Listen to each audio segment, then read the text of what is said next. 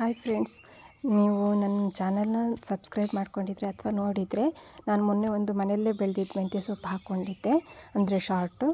ನಾನು ಅದನ್ನೇ ಇವತ್ತು ಪಲ್ಯ ಮಾಡ್ತಾಯಿದ್ದೀನಿ. ಮೊದಲಿಗೆ ನಾನು ಇಲ್ಲೊಂದು ತಪ್ಪಲೆಯಲ್ಲಿ ಅಂದರೆ ಒಂದು ಬಾಣಲಿಲಿ ಸ್ವಲ್ಪ ಎಣ್ಣೆ ತಗೊಂಡಿದ್ದೀನಿ. ಯಾಕಂದರೆ ಸ್ವಲ್ಪನೇ ಇದ್ದಿದ್ದರಿಂದ ನಾನಿಲ್ಲಿ ಚೂರು ಎಣ್ಣೆ ತಗೊಂಡಿದ್ದೀನಿ. ನಾನಿಲ್ಲಿ ತಿಂಡಿ ಕರೆದಿದ್ದ ಎಣ್ಣೆ ಇತ್ತು, ಅದನ್ನೇ ಯೂಸ್ ಮಾಡಿದ್ದೀನಿ. ಹಾಗೆ ಸ್ವಲ್ಪ ಬೆಳ್ಳುಳ್ಳಿ, ಹಾಗೆ ನಾನಿಲ್ಲಿ ಟೊಮೊಟೊ ಹಾಕ್ಕೊಂಡಿದ್ದೀನಿ. ಟೊಮೊಟೊ ಹಾಕ್ಕೊಂಡಾದ್ಮೇಲೆ ಒಂದು ಸ್ವಲ್ಪ ಉಪ್ಪು ಹಾಕ್ಕೊಂಡಿದ್ದೀನಿ, ಬೇಗ ಫ್ರೈ ಆಗಲಿ ಅಂತ. ನೀವು ಬೇಕಾದರೆ ಈ ಟೈಮಲ್ಲಿ ಈರುಳ್ಳಿ ಬೇಕಾದರೆ ಹಾಕ್ಕೋಬೋದು. ನಾನು ಸಿಂಪಲಾಗಿ ಮಾಡೋಣ ಅಂತೇಳಿ ಇಲ್ಲಿ ಈರುಳ್ಳಿ ಏನು ಬಳಸ್ತಾ ಇಲ್ಲ. ನೀವು ಬೇಕಾದರೆ ಆ್ಯಡ್ ಮಾಡ್ಕೊಳ್ಳಿ. ಈಗ ನಂತರ ನಾನು ಎಲ್ಲ ಹೆಚ್ಚಿಟ್ಕೊಟ್ಟಂಥ ಸೊಪ್ಪನ್ನ ನಾನಿಲ್ಲಿ ಹಾಕ್ತಾಯಿದ್ದೀನಿ. ನೋಡಿದರೆ ಗೊತ್ತಾಗುತ್ತೆ ನೋಡಿ, ಜಾಸ್ತಿ ಇರಲಿಲ್ಲ ನೋಡಿ, ಇಷ್ಟೇ ಆಗಿತ್ತು. ಈಗ ನಾನು ಇಲ್ಲಿ ಸಪ್ರೇಟಾಗಿ ಅಂದರೆ ಚೆನ್ನಾಗಿ ಮಿಕ್ಸ್ ಮಾಡ್ಕೊಳ್ತಾ ಇದ್ದೀನಿ. ಅದೇ ಟೈಮಲ್ಲಿ ಈಗಲೇ ನಾನು ಎಲ್ಲ ಉಪ್ಪು ಖಾರ ಎಳೀಲಿ ಅಂತೇಳ್ಬಿಟ್ಟು ನೋಡಿ, ರುಚಿಗೆ ತಕ್ಕಷ್ಟು ಉಪ್ಪನ್ನ ನಾನಿಲ್ಲಿ ಹಾಕ್ಕೊಂಡಿದ್ದೀನಿ. ಇದು ಬೆಂದಾದಮೇಲೆ ಇನ್ನೂ ಸ್ವಲ್ಪ ಆಗುತ್ತೆ, ಹಾಗಾಗಿ ನಾನಿಲ್ಲಿ ಸ್ಟಾರ್ಟಿಂಗು ಸ್ವಲ್ಪ ಉಪ್ಪು ಹಾಕ್ಕೊಂಡಿದ್ದೀನಿ. ಮತ್ತೆ ಬೇಕಾದರೆ ನೋಡಿ ಹಾಕ್ಕೊಳ್ಳೋಣ ಅಂಥೇಳಿ ಈಗ ಒಂದ್ಸರಿ ಚೆನ್ನಾಗಿ ಮಿಕ್ಸ್ ಮಾಡ್ಕೊಳ್ತಾ ಇದ್ದೀನಿ. ಮಿಕ್ಸ್ ಮಾಡಿ ಒಂದು ನಿಮಿಷ ಆದಮೇಲೆ ಇಲ್ಲಿ ನಾನಿಲ್ಲಿ ಖಾರಕ್ಕೆ ತಕ್ಕಷ್ಟು ಅಚ್ಚ ಖಾರದ ಪುಡಿ, ಒಂದು ಸ್ವಲ್ಪ ಅರಿಶಿನ, ಹಾಗೆ ಇಲ್ಲಿ ನಾನು ಧನಿಯಾ ಪುಡಿ ಹಾಕ್ಕೊಳ್ತಾ ಇದ್ದೀನಿ. ಮತ್ತು ನೀವು ಬೇಕಾದ್ರೆ ಆಪ್ಷನಲಾಗಿ ಜೀರಿಗೆ ಅಥವಾ ಅದೇನು ಇಂಗು ಇರುತ್ತಲ್ಲ, ಇಂಗು ಬೇಕಾದ್ರೆ ನೀವು ಒಗ್ಗರಣೆ ಹಾಕ್ಕೊಳ್ತೀರಲ್ಲ ಸ್ಟಾರ್ಟಿಂಗು, ಆವಾಗಲೇ ಬೇಕಾದ್ರೆ ನೀವು ಅಲ್ಲಿ ಸ್ವಲ್ಪ ಇಂಗನ್ನು ಬಳಸ್ಬೋದು. ಇಂಗು ಬಳಸೋದ್ರಿಂದ ಜೀರ್ಣಕ್ರಿಯೆ ಚೆನ್ನಾಗಾಗುತ್ತೆ ಅಂಥೇಳಿ ಇಂಗು ಬಳಸ್ತಾರೆ. ಬಟ್ ನಾನು ಇಲ್ಲೇನು ಬಳಸಿಲ್ಲ.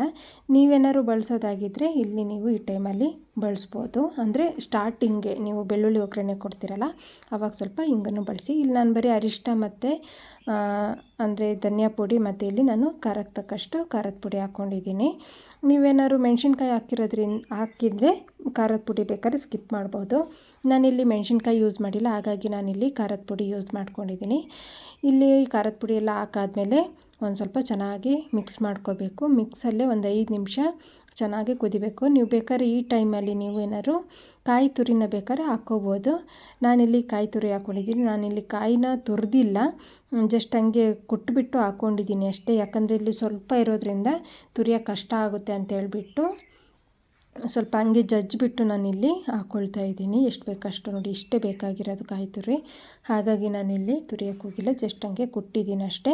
ನೀವೇನಾದ್ರು ಕಾಯಿ ತುರಿಯಿದ್ರೆ ಬೇಕಾದ್ರೆ ಅದನ್ನೇ ಹಾಕಿ, ಇಲ್ದಿದ್ರೆ ಕಾಯಿ ತುರಿಲಿಲ್ಲ ಅಂದರೆ ಸಣ್ಣಕ್ಕೆ ಕಾಯಿನ ಕಟ್ ಮಾಡಿಬಿಟ್ಟು ನೀವು ಬೇಕಾದರೆ ಇಲ್ಲಿ ಯೂಸ್ ಮಾಡ್ಬೋದು. ಹಿಂಗೆಲ್ಲ ಹಾಕ್ಬಿಟ್ಟು ಒಂದು 5 ನಿಮಿಷ ಲೋ ಫ್ಲೇಮಲ್ಲಿ ಚೆನ್ನಾಗಿ ಬೇಯಿಸಿದರೆ, ತುಂಬ ಅಂತೂ ಬೇಯಿಸೋಕೆ ಹೋಗಬೇಡಿ, ಮಿಲ್ದೋಗ್ಬಿಡುತ್ತೆ, ಅವಾಗ ಚೆನ್ನಾಗಾಗಲ್ಲ.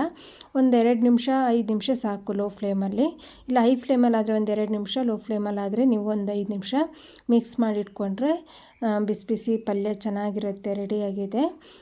ಇದನ್ನ ನೀವು ಬೇಕಾದರೆ ಪಲ್ಯನ ಚಪಾತಿ, ದೋಸೆಗೆ ಅಷ್ಟೊಂದು ಚೆನ್ನಾಗಿ ಅನಿಸಲ್ಲ, ಚಪಾತಿ ಮತ್ತು ರೊಟ್ಟಿಗೆ ಮಾತ್ರ ಸಖತ್ ಅಂದರೆ ಸೂಪರ್ ಕಾಂಬಿನೇಷನ್ ಆಗಿರುತ್ತೆ.